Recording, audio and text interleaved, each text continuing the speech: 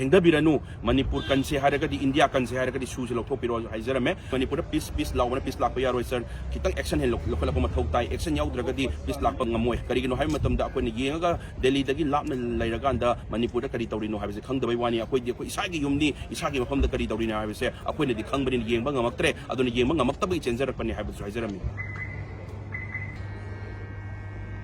ngasi Ministry of Home Affairs ta koi Home Secretary Ajay Kumar Bhalla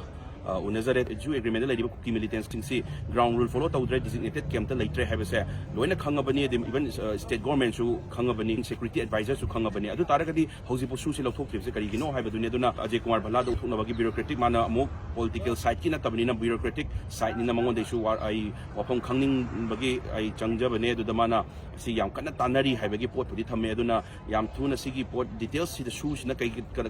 dauri da ibicham praja kana no hali base angang sing kya hat khre adagi leiri ba simi misam praja me amam su da leiba militian sing sina sa dagi hena tamthina tawrakanda imicham praja me am hat khra bani yam thengda biranu manipur kanse haragadi india kanse haragadi su se lokthok piro haizarame su gi sign tonari sidi kuki ki khulai paiba kangu kun mangani adui mathata 45 mathak leiriba akoi gi kuki khulai paiba sing se kari dagi lakpano haiba matamda akoi gi hereditary chieftainship akoi kuki gi jaga sing sida ningthau sing sina tawning kusi tawba ma yauri base se democracy chatpa leibak ta si tawam thokte aduna